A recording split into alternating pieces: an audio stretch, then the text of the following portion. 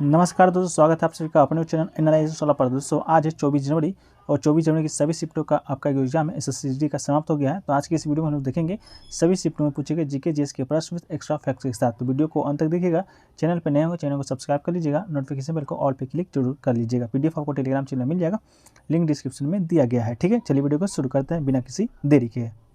देखिए, जो पहला प्रश्न देखने को मिल रहा है वो पूछा गया है दोस्तों, आंध्र प्रदेश के राजा रेड्डी हैं और राधा रेड्डी हैं, दोनों आपका युगल हैं कि किससे संबंधित है, कौन से आपके नृत्य से संबंधित हैं। ठीक है, तो दोस्तों आपको बता दें कि राजा और राधा रेड्डी एक भारतीय कुचिपुड़ी नृत्य युगल गुरु और कोरियोग्राफर हैं। ठीक है, तो इसका राइट आंसर दोस्तों आपका कुचिपुड़ी हो जाएगा। अगर आपके प्रश्न में आंध्र प्रदेश था तो आपको इसी से अनुमान लगा लेना चाहिए था कि आंध्र प्रदेश का शास्त्रीय नृत्य कौन सा है। तो ये दोस्तों आपका कुचिपुड़ी ही शास्त्रीय नृत्य था आंध्र प्रदेश का। इनके अलावा पद्मश्री अवार्ड भी दिया गया है दोनों को। इसके अलावा पद्म भूषण भी दिया गया है। तो दोस्तों आपका दोनों अवार्ड जो कि दिया गया है। ठीक है, तो पद्म भूषण 2000 ईस्वी में दिया गया है। ठीक है, अब पद्मश्री दोस्तों कब दिया गया इसका कोई तिथि अभी तक मिल नहीं पाया है। तो आपका इसका राइट आंसर कुचिपुड़ी नृत्य हो जाएगा। ठीक है, एक क्वेश्चन देखिए दोस्तों, पूछा गया था उपाधियों का अंत कौन से अनुच्छेद से संबंधित है। तो दोस्तों आपको बता दें उपाधियों का अंत आर्टिकल अनुच्छेद 18 से संबंधित है। ये दोस्तों क्वेश्चन हमारे PDF से आया है, जो कि 500 प्रश्नों का अभी तक के शिफ्टों में बनाया गया है, पूछे गए प्रश्नों का बनाया गया है PDF, उसमें से ही आपका ये प्रश्न देखने को मिला है। उसके बारे में वीडियो के अंत में हम लोग डिस्कस करेंगे। ठीक है, तो आर्टिकल 18 उपाधियों का अंत। तो दोस्तों आपको बता दें सेना या राज्य या विद्या संबंधी सम्मान के सिवाय कोई भी उपाधि आप प्रदान नहीं कर सकते हैं। भारत का कोई भी नागरिक किसी भी विदेशी राष्ट्र से कोई भी उपाधि स्वीकार नहीं कर सकता है। ये आपका 18 में वर्णित है। ठीक है, इसके अलावा कल आया था आपका 17 आया था अस्पृश्यता का अंत। इसके बाद दोस्तों आपका जो 19 है कल के थर्ड शिफ्ट में आया था वाक एवं स्वतंत्रता का अंत, मतलब कि बोलने की आज़ादी है। 16 में दोस्तों आपका लोक नियोजन है और 15 में दोस्तों आपका धर्म की स्वतंत्रता है। ठीक है, तो ये सभी जो आपके मौलिक अधिकार से संबंधित अनुच्छेद है उसको आप कम से कम याद कर लीजिएगा। ठीक है, मौलिक अधिकार वर्तमान में 6 हैं, 12 से 35। तो 12 से 35 अनुच्छेद को एक बार आप नजर डाल लीजिएगा, तभी एग्जाम देने आपको जाइएगा। ठीक है, चलिए एक क्वेश्चन देखिए, पूछा गया दोस्तों आपका तृतीय पंचवर्षीय योजना का उद्देश्य क्या था। कल पूछा गया था द्वितीय पंचवर्षीय योजना का, दोनों शिफ्ट में पूछा गया था एक ही प्रश्न। तो आज पूछा गया तृतीय पंचवर्षीय योजना का। तो आपको बता दें तीसरी जो पंचवर्षीय योजना का मुख्य उद्देश्य कृषि पर जोर देना था और गेहूं का उत्पादन में सुधार करना था।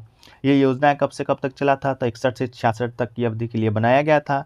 और इस योजना का जो मुख्य लक्ष्य था अर्थव्यवस्था को स्वतंत्र बनाना और टेक ऑफ की आत्मसक्रिय स्थिति तक पहुंचाना था। ठीक है, तो ऑप्शन में आपका क्या दिया गया था ये आप लोग कमेंट सेक्शन में बताइएगा। इसके अलावा दोस्तों तीसरी पंचवर्षीय योजना का समय आपसे भी पूछा जाता है, तो 61 से 66 है। इसके अलावा द्वितीय जो पंचवर्षीय योजना है उसका समय आपका 56 से 61 है।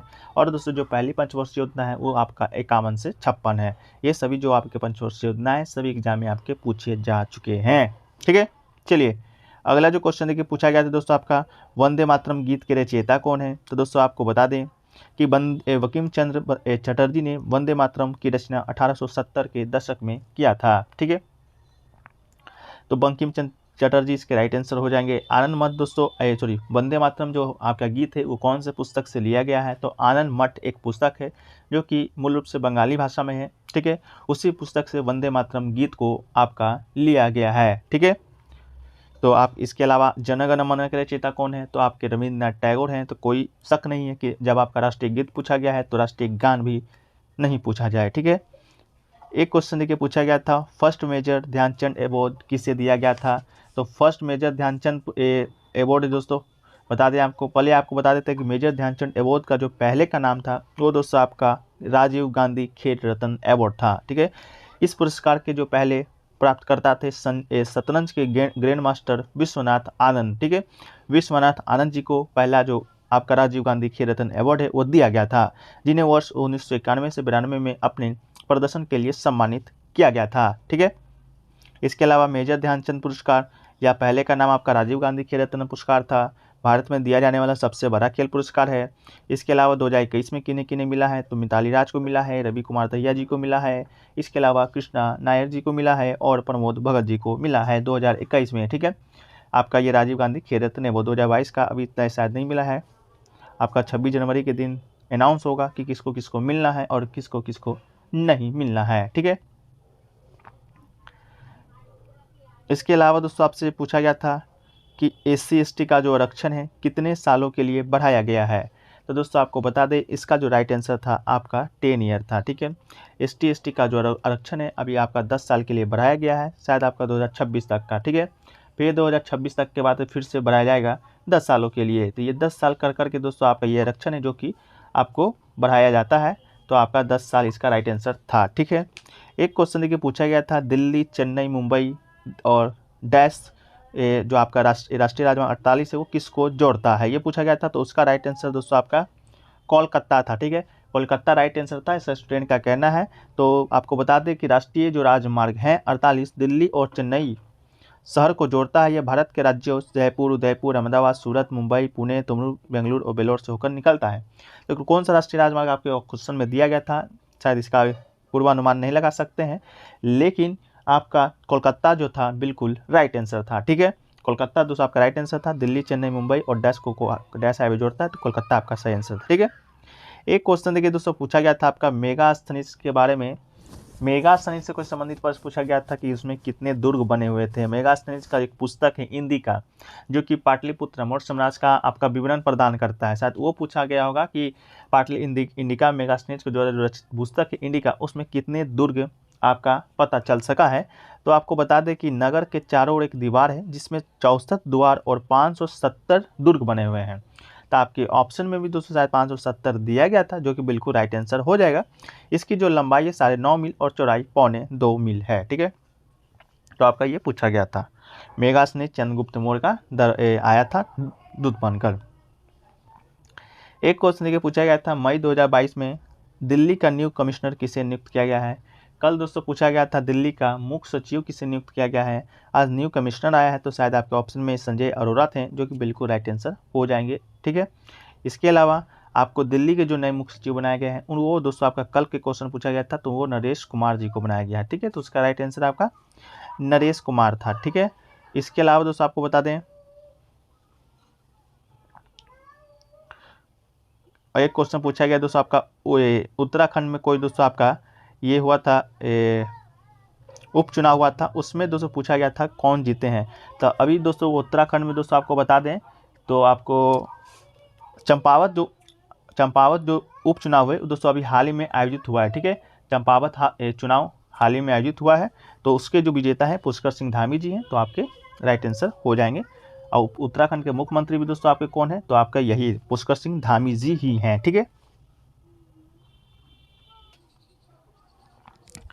देखिए दोस्तों जो नेक्स्ट क्वेश्चन आपसे पूछा गया था भूमचू त्यौहार। ठीक है, एक भूमचू जो त्यौहार है दोस्तों आपका भूमचू वो किस राज्य में आपका मनाया जाता है। ठीक है, तो ये भूमचू त्यौहार पूछा गया था, तो ये दोस्तों आपका राइट आंसर इसका सिक्किम हो जाएगा। ठीक है, ये दोस्तों आपका सिक्किम में मनाया जाता है।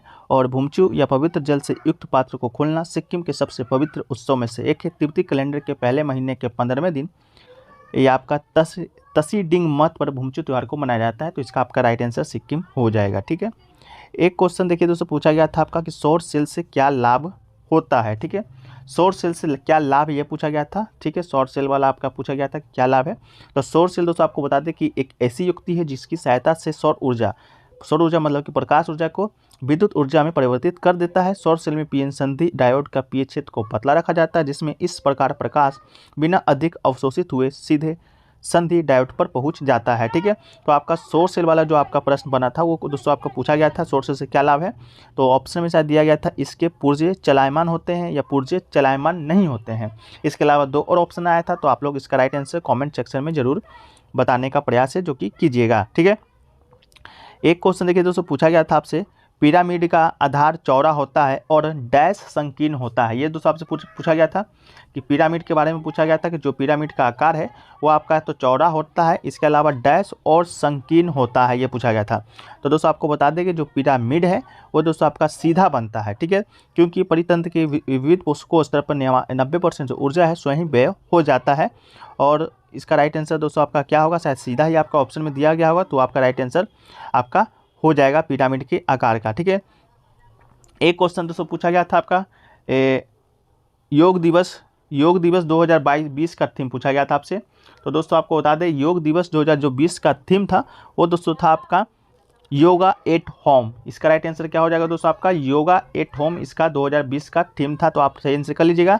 योगा 2020 है जो कि महामारी के कारण आपका इस साल इस थीम है yoga for health, yoga at home रखा गया था, sorry yoga for health and yoga at home रखा गया था दोस्तों आपका, तो इसका राइट आंसर आपका हो जाएगा। इसके अलावा दोस्तों 2022 में का थीम आपका क्या था योगा का, तो 2022 के थीम की बात करेंगे तो मानवता के लिए योग, ठीक है। 2022 में आपका मानवता के लिए योग था, और 2020 में दोस्तों आपका जो पूछा गया था आपका योगा एट होम, ये आपका बिल्कुल राइट आंसर था। इसके अलावा दोस्तों पूछा गया था आपका राज्यपाल से संबंधित क्वेश्चन पूछा गया था कि राज्यपाल को अतिरिक्त पद यानी कि एक से अधिक राज्यों के राज्यपाल किस आर्टिकल में निहित है, ये पूछा गया था। तो दोस्तों आपको बता दें इसका राइट आंसर आपका आर्टिकल 153 हो जाएगा, ठीक है।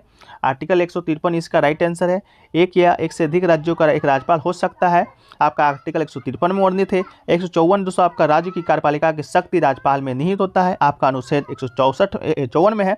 इसके अलावा दोस्तों इसका जो प्रयोग है अनुच्छेद 163 के द्वारा करेगा, ये भी दोस्तों आपका संबंधित है, ठीक है। एक क्वेश्चन देखिए पूछा गया था दोस्तों दिल्ली पुलिस के हेड कौन है 2022 में, तो दिल्ली पुलिस के हेड कांस्टेबल के हेड दोस्तों आपका नरेंद्र यादव शायद आपके राइट आंसर थे। इसका एग्जैक्ट क्वेश्चन तो मालूम नहीं चल पाया है क्या पूछा गया था, लेकिन ये आपसे पूछा गया था। एक क्वेश्चन देखिए दोस्तों पूछा गया था कुच्चू कुरूप, ठीक है। कुच्चू कुरूप किस नृत्य की शैली है। ऑप्शन में शायद दोस्तों आपका कथकली, कुचिपुड़ी, सतरिया और मोहिनीअट्टम दिया गया था। तो कुच्चू कुरूप की बात करें इसका राइट आंसर दोस्तों आपका कुचिपुड़ी ही हो जाएगा। ये नृत्य आपका कुचिपुड़ी से ही संबंधित है, ये आपका बिल्कुल राइट आंसर हो जाएगा, ठीक है। इसके अलावा दोस्तों आपका इनाम गांव जो पुरातात्विक स्थल है वो दोस्तों आपका कौन से राज्य में स्थित है, ठीक है। तो ये बहुत ही सिंपल क्वेश्चन था आपका। तो इनाम गांव पश्चिम भारत के महाराष्ट्र में स्थित एक पोस्ट हड़प्पा कृषि गाँव और पुरातात्विक स्थल है, ठीक है। इसका राइट आंसर आपका महाराष्ट्र हो जाएगा। और ये घोर नदी के दाहिने किनारे पर स्थित है, इसे भीमा घाटी का क्षेत्रीय केंद्र भी माना जाता है, ठीक है। तो पोस्ट हड़प्पा का मतलब कि हड़प्पा काल के बाद आपका जो भी काल आया था उसके संबंधित आपका ये इनाम गांव है, ठीक है। आपका हिस्ट्री का प्रश्न था जो कि आपसे ये पूछा गया था, ठीक है। एक क्वेश्चन देखिए पूछा गया था 2015 के आपका राष्ट्रीय खेल से पूछा गया था। पता नहीं 2015 का क्यों पूछ रहा है, कभी 2018 का पूछा है, कभी 2015 का पूछ रहा है, 2022 का पूछ ही नहीं रहा है, ठीक है। मतलब पूछ रहा है, मतलब बहुत ही कम पूछ रहा है मतलब। तो 2015 के राष्ट्रीय खेल में सबसे ज़्यादा पदक किस राज्य ने जीता था, ये आपसे पूछा गया था, ठीक है। तो बता दें आपको कि 2015 का जो राष्ट्रीय खेल हुआ था आपका 35वां नंबर का था, ठीक है। वो आयोजित कहाँ पर हुआ था, तो आपका केरल में आयोजित हुआ था, ठीक है। और 31 जनवरी 2015 से 14 फरवरी 2015 तक 7 जिलों में आयोजित किया गया था केरल का। इसके अलावा पदक मतलब फाइनल का जो पदक तालिका का नेतृत्व होता है सर्विसेज ने किया था, ठीक है। सर्विसेज, ठीक, सर्विसेज कौन सा आपका जिला है ये क्या है पता नहीं, लेकिन सर्विसेज आपका पहला स्थान पे था। इसके बाद आपका केरल था, इसके बाद हरियाणा का स्थान था, ठीक है। तो मेरे ख्याल से शायद आपका केरल, हरियाणा, तमिलनाडु सब दिया गया होगा, तो आपका केरल राइट आंसर हो जाएगा। हुआ भी था आपका केरल में, और आपका इस सेकंड स्थान पे आपका केरल रहा था। सर्विसेज का कोई मतलब आप लोग जानते तो जरूर बताइएगा। इसके अलावा दोस्तों आपका महाराष्ट्र की बात करें तो महाराष्ट्र आपका चौथे स्थान पर था, और जो पंजाब है आपका 5वें स्थान पर था, ठीक है। तो आपका केरल में आयोजित हुआ था, ठीक है। 35वां नंबर का आपका राष्ट्रीय खेल था। एक क्वेश्चन देखिए पूछा गया था दोस्तों आपका, ये तो पीडीएफ से आपका मैच खा रहा है पूरा का पूरा। जो पीडीएफ हमने बनाया है 500 क्वेश्चनों का विद एक्स्ट्रा फैक्ट्स के साथ, अभी तक के जितने भी शिफ्ट एग्जाम हुए उससे आपका मैच खा रहा है कि doctor Sameer V Kamat DRDO के अध्यक्ष किसके जगह नियुक्त किए गए हैं। तो दोस्तों आपको बता दें कि डॉक्टर कामत है जो कि डीआरडीओ के वर्तमान में अध्यक्ष हैं, जो कि दोस्तों सतीश रेड्डी की जगह लिए हैं, ठीक है। तो राइट आंसर आपका सतीश रेड्डी हो जाएगा। एक क्वेश्चन और भी हूबहू क्वेश्चन पीडीएफ का छपा है कि पहली पंचवर्षीय योजना कब से कब तक चली थी। तो आपको पीडीएफ जो प्रोवाइड करवाया गया है उसमें आपको ये साफ साफ दिख जाएगा। तो पहली जो पंचवर्षीय योजना है आपका 1951 से 1956 तक चला था, ठीक है। 1951 से 1956 तक चला था, और शुरू भी आपका पहली बार पंचवर्षीय योजना 1951 में हुआ है। और प्रथम पंचवर्षीय योजना का जो आदर्श वाक्य कृषि का विकास है, ठीक है। किस पर जोर दिया गया था, तो कृषि के विकास पर जोर दिया गया था। इसके अलावा जो द्वितीय पंचवर्षीय योजना है वो आपका 1956 से 1961 तक चला था, और ये पीसी महालनोबिस मॉडल पर आधारित था। इसके अलावा पहली पंचवर्षीय योजना के कार्यकाल समाप्त होने के बाद सरकार दूसरी पंचवर्षीय योजना की शुरुआत की गई थी, और जिसका जो मुख्य उद्देश्य था आपका उद्योगों पर बल दिया गया था। तो ये भी क्वेश्चन पूछा गया है आपसे। इसके अलावा तीसरी जो पंचवर्षीय योजना है वो दोस्तों आपका 1961 से 1966 तक चला था, और तीसरी पंचवर्षीय योजना में कृषि और गेहूं के उत्पादन में सुधार पर जोर दिया गया था। ये भी प्रश्न आपके आज के फर्स्ट शिफ्ट में पूछा गया है। लेकिन 1962 के संक्षिप्त भारत चीन युद्ध ने अर्थव्यवस्था को कमजोर रूप से उजागर किया था, और रक्षा उद्योग को भारतीय सेना की ओर ध्यान केंद्रित किया था। तो ये भी क्वेश्चन हमारे पीडीएफ से मिला है। पीडीएफ कैसे लीजिएगा वीडियो के अंत में बात करेंगे। चलिए अगला क्वेश्चन देखिए पूछा गया था क्रिकेट में 2 विकेट के बीच की दूरी कितना होना चाहिए या कितना होता है। तो दोस्तों आपको क्रिकेट पिच की लंबाई आपको बता दें तो 66 फीट होता है, मीटर में 20.1 मीटर होता है और गज में 22 गज होता है। तो आपका ऑप्शन 22 गज दिया गया था, जो कि बिल्कुल राइट आंसर था। इसके अलावा ये दूरी एक स्टंप के छोर से दूसरे स्टंप के छोर के बीच की दूरी होती है। आप लोग क्रिकेट खेलते होंगे तो बेखूबी जानते होंगे इसका दूरी कितना होता है। इसके अलावा दो विकेट के बीच की दूरी को आपको मीटर में बता दिए, 20.12 मीटर है। और विकेट की जो ऊंचाई आमतौर पर जमीन से कितना होना चाहिए, तो आपका 71.1 सेंटीमीटर ऊपर होता है। इसके अलावा गेंदबाज क्रीज की लंबाई 2.64 मीटर होनी चाहिए और विकेट के अनुरूप पिच के प्रत्येक छोर पर अंकित होना चाहिए। गेंदबाजी क्रीज का मतलब दोस्तों आप लोग देखते होंगे, जब नो बॉल इतना के बाद अगर विकेट से 2.64 मीटर आपका ज़्यादा पर चला जाता है तो वो आपका नो बॉल हो जाता है। ठीक है, तो ये क्वेश्चन आपसे पूछा गया था।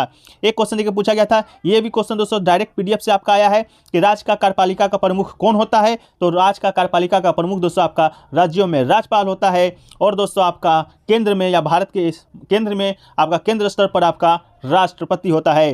राज्यों के कार्यकारी प्रमुख होते हैं और वो राज्य के सभी कार्रवाई का प्रयोग करते हैं। इसके अलावा राष्ट्रपति 5 वर्षों की अवधि के लिए राज्यपाल की नियुक्ति करता है। तो ये दोस्तों आपका डायरेक्ट पीडीएफ से ये क्वेश्चन आपको देखने को मिला है। ठीक है, तो इसके अलावा दोस्तों कार्यपालिका का प्रमुख होता है कार्यकारी, लेकिन दोस्तों वास्तविक जो प्रमुख होता है वो आपका मुख्यमंत्री ही होता है और केंद्र में जो वास्तविक प्रमुख होता है वो आपका प्रधानमंत्री होता है। ठीक है, तो वर्तमान में दोस्तों आपके भारत के प्रधानमंत्री कौन है, तो नरेंद्र मोदी जी हैं। और राष्ट्रपति कौन है, तो आपके द्रौपदी मुर्मू जी हैं, जो कि 15वें नंबर के राष्ट्रपति हैं। ठीक है, तो ये सभी प्रश्न आपके आ चुके हैं।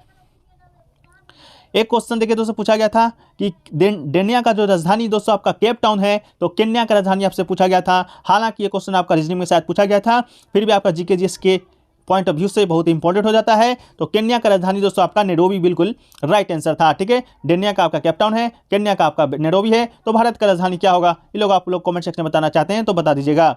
एक क्वेश्चन देखिए पूछा गया दोस्तों आपका, गोपाल प्रसाद दुबे किस नृत्य से संबंधित है। तो गोपाल प्रसाद दुबे की बात की जाएगी दोस्तों, तो ये एक भारतीय शास्त्रीय नर्तक हैं जो कि भारतीय शास्त्रीय नृत्य छऊ में अपनी विशेषज्ञता के लिए जाने जाते हैं। दुबे को 2012 में भारत सरकार के द्वारा पद्मश्री के साथ चौथे सर्वोच्च भारतीय नागरिक पुरस्कार से सम्मानित किया गया था। छऊ जो नृत्य है दोस्तों आपको बता दें कि अभी हाल ही में भारत सरकार में जो मंत्रालय होता है संस्कृति मंत्रालय ने छऊ को 200 शास्त्रीय नृत्य का दर्जा प्रदान किया है। तो आपका भारत में कुल अब शास्त्रीय नृत्य कुल कितने शास्त्रीय नृत्य हो जाएंगे, तो 9 हो जाएगा। हालांकि अभी तक एग्जाम में ये आपसे पूछा नहीं गया, कल पूछा गया था तो आपका 8 ही ऑप्शन में दिया गया था। तो अभी तक आपका ये एग्जाम का प्रश्न नहीं बना है, बस आप लोग नॉलेज के लिए जान लीजिए। इसके अलावा शास्त्रीय नृत्य का दर्जा कौन से डांस को दिया जाता है, उन सभी नृत्यों को दिया जाता है दोस्तों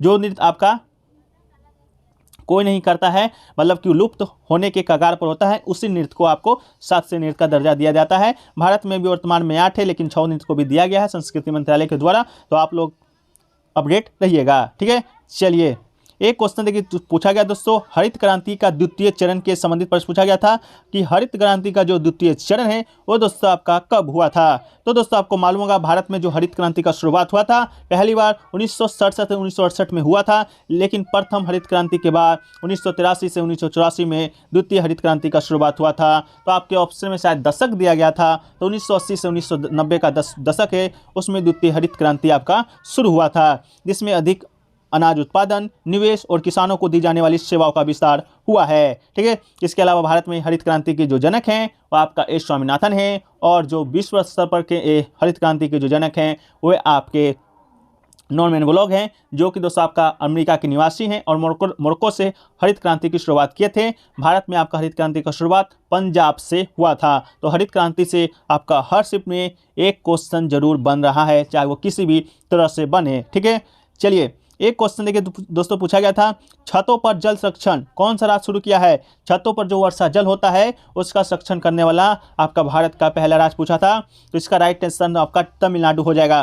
तमिलनाडु पहला भारतीय राज्य है जिसने छतों पर वर्षा जल संचयन को शुरू किया है। भूजल की कमी को रोकने के लिए तमिलनाडु सभी भवनों के लिए वर्षा जल संचयन अनिवार्य करने वाला पहला राज्य बना है। यह परियोजना 2001 में शुरू हुआ था और तब से इसे तमिलनाडु के सभी ग्रामीण क्षेत्रों में शुरू किया गया है। ठीक है, कि भारत जोड़ो यात्रा है, प्रियंका वाड्रा।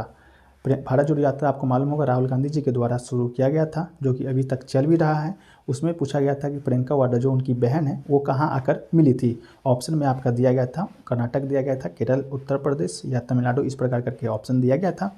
तो आपको बता दें जो प्रियंका वाड्रा है पहली बात तो कांग्रेस के महासचिव हैं, मंगलवार से उत्तर प्रदेश में अपने भाई राहुल गांधी की भारत जोड़ो यात्रा में शामिल होगी। तो राइट आंसर इसका उत्तर प्रदेश हो जाएगा। ठीक है, वो 120 किलोमीटर की पैदल यात्राएं करेगी उनके साथ। ठीक है, इसके अलावा राहुल गांधी आपको मालूम होगा पहले कांग्रेस के अध्यक्ष थे, वर्तमान में जो कांग्रेस के अध्यक्ष हैं मल्लिकार्जुन खड़गे हैं। ठीक है, चलिए वीडियो को आगे बढ़ाते हैं। अगला जो क्वेश्चन है दोस्तों आपको कि सबसे छोटा वेद बताना था जिसमें मंत्रों का उच्चारण किया गया है। तो आकार के अनुसार सबसे छोटा जो वेद होता है आपका सामवेद होता है। सामवेद बिल्कुल राइट आंसर हो जाएगा। सामवेद की शाखा में 1875 मंत्र है और जेमिनी शाखा में 1687 मंत्र हैं। तो इसका राइट आंसर आपका सामवेद हो जाएगा। आपको मालूम होगा 4 वेद हैं, ऋग्वेद, सामवेद, यजुर्वेद और अथर्ववेद। तो ऋग्वेद है जो कि आपका 1047 आपका कोई सूक्त है, 1018 सूक्त है, उसमें जो सबसे पुराना जो वेद है आपका ऋग्वेद ही है। ठीक है, चलिए इससे पहले वीडियो में आगे बढ़े दोस्तों आपको बता दें कि अभी तक सभी शिफ्टों में पूछे गए जीके के प्रश्नों, करंट अफेयर्स का एक प्रश्नों का एक संग्रह किया गया है विथ एक्स्ट्रा डिटेल एक्सप्लेनेशन के साथ। इसका मात्र शुल्क आपका 20 रुपये रखा गया है। तो जो लोग भी लेना चाहते हैं आप हमें व्हाट्सएप पर संपर्क कर सकते हैं। व्हाट्सएप नंबर डिस्क्रिप्शन में दिया गया होगा, आपसे यहाँ पर आपको सामने दिख भी रहा होगा। ठीक है, इनसे ज़्यादातर प्रश्न आपका रिपीटेड हो रहे हैं। आप आज के शिफ्टों में कुल मिला के 15 से 20 प्रश्न सभी शिफ्टों में आपके रिपीट हो चुके हैं। ठीक है, एक क्वेश्चन देखिए पूछा गया था अर्जुन पुरस्कार से संबंधित कि अर्जुन पुरस्कार की शुरुआत है जो कि किस वर्ष में हुआ था। तो आपको बता दें कि अर्जुन पुरस्कार खिलाड़ियों को दिया जाने वाला एक पुरस्कार है जो कि भारत सरकार के द्वारा खेल के क्षेत्र में उत्कृष्ट प्रदर्शन के लिए दिया जाता है।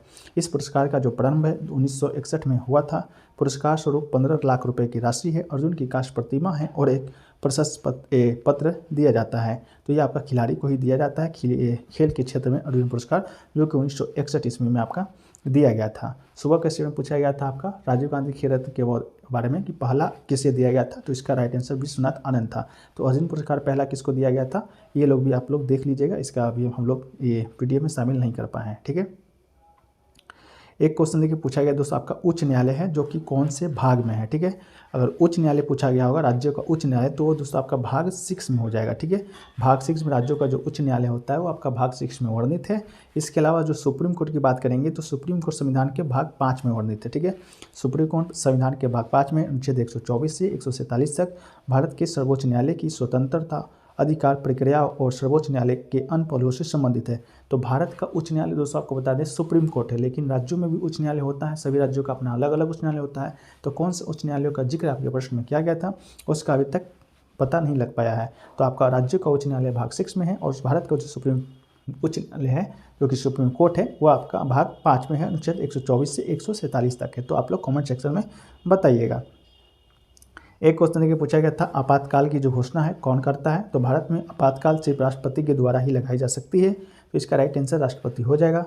राष्ट्रपति इमरजेंसी की घोषणा प्रधानमंत्री की सलाह पर ही कर सकते हैं और साथ ही इसमें कैबिनेट का अनुमोदन भी आवश्यक होता है, जिसके बाद से किसी भी असामान्य परिस्थिति अथवा आपात स्थितियों में इमरजेंसी लगाई जा सकती है। स्वतंत्रता के बाद भारत में दोस्तों आपको बता दें 3 बार आपातकाल की घोषणा किया गया है। ठीक है, 26 अक्टूबर 1962 से 10 जनवरी 1968 के बीच भारत चीन युद्ध के दौरान आपातकाल को लागू किया गया था। यह वह समय था जब भारत की सुरक्षा को भारी आक्रमण से खतरा घोषित किया गया था। इसी की बेसिस पर आपातकाल है जो कि आपका लगाया गया था, जो कि राष्ट्रपति के द्वारा ही लगाया जाता है हर बार। ठीक है, एक क्वेश्चन पूछा गया था 1877 में भारत का जो सामग्री है किस महारानी को घोषित किया गया था। तो दोस्तों आपको आज से 142 साल पहले 1 जनवरी 1887 को ऐलान किया गया था कि भारत का जो क्वीन है विक्टोरिया के शासन तले आ गया है और क्वीन विक्टोरिया को ही अब भारत का महारानी या राष्ट्राध्यक्ष घोषित किया गया था। तो इसका राइट आंसर आपका महारानी विक्टोरिया हो जाएगा। 1887 में ब्रिटेन के प्रधानमंत्री कौन थे। तो बेंजामिन डिज़रायली इसके प्रधानमंत्री थे और राइट आंसर आपका रानी विक्टोरिया हो जाएगा।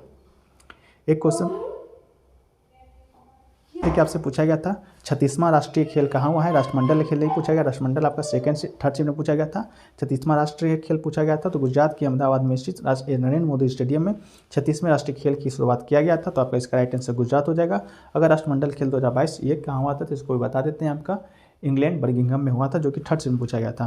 प्रधानमंत्री ने देर शाह समारोह का उद्घाटन किया था और खिलाड़ियों को संबोधित भी किया था। अपने संबोधन में उन्होंने खिलाड़ियों को जीत का मंत्र बताया था। तो आपका गुजरात के 7 शहरों में इस खेल का आयोजन किया गया था 36वां राष्ट्रमंडल खेल का। तो आपका गुजरात बिल्कुल राइट आंसर हो जाएगा। ठीक है, एक क्वेश्चन देखिए पूछा गया था दोस्तों आपका कि जब जो गाड़ी कार कार, गाड़ी, मोटरसाइकिल बेचते हैं उसमें किस में रखते हैं, निजी क्षेत्र में रखते हैं, सार्वजनिक क्षेत्र में रखते हैं। इस प्रकार करके 2 और ऑप्शन दिए गए थे। ऑप्शन तो मुझे मिल नहीं पाए, अगर आपको मालूम है तो आप लोग कमेंट सेक्शन में ज़रूर बताने का प्रयास कीजिएगा। एक क्वेश्चन देखिए पूछा गया था दोस्तों आपको कि किस विधि से 2 लोहे का जो प्लेट होता है उसको जोड़ते हैं, ब्लेडिंग। तो इस ये पूछा गया था, तो इसको दोस्तों आपका क्या राइट आंसर हो सकता है, इसका भी आंसर मुझे अभी तक मालूम नहीं चल पाया है। चाहे वेल्डिंग करके दोस्तों आपको ऑप्शन में दिया गया था, तो वो आपका राइट आंसर हो सकता है। वेल्डिंग करके 2 लोहे का जो प्लेट होता है उसे हम जोड़ सकते हैं, ठीक है। देखिए अब अगला जो क्वेश्चन पूछा गया था दोस्तों आपका कि जिसके अंदर ममता नहीं हो वो क्या कहलाता है। एक वर्ड आपको बताना था, तो जिसके अंदर ममता नहीं होता है वो आपका निर्मम कहलाता है, तो निर्मम राइट आंसर हो जाएगा। एक क्वेश्चन पूछा गया था ऊंची दुकान फीका पकवान मुहावरे का अर्थ क्या होता है। तो दिखावा ज़्यादा होने पर गुणवान वस्तु न होना या केवल दिखावती वस्तु का होना, इसका राइट आंसर हो जाएगा। एक क्वेश्चन पूछा गया था अमृत का विलोम शब्द क्या होगा। तो अमृत का विलोम शब्द दोस्तों आपका विष हो जाएगा, बिल्कुल राइट आंसर। एक क्वेश्चन पूछा गया था आपका चांद पर थूकना मुहावरा का अर्थ क्या होता है। तो चांद पर थूकना मुहावरा का अर्थ महान पुरुष पर लांछन लगाकर स्वयं अपमानित होना, बढ़कर बात करना और महत्वाकांक्षी होना, यह आपका चांद पर थूकना मुहावरा का अर्थ होता है।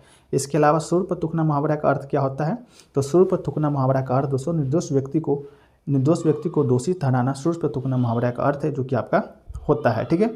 ये महारानी विक्टोरिया के बारे में हमने आपको बता दिया। 1877 में आपका भारत का सामग्री घोषित किया गया था, ठीक है।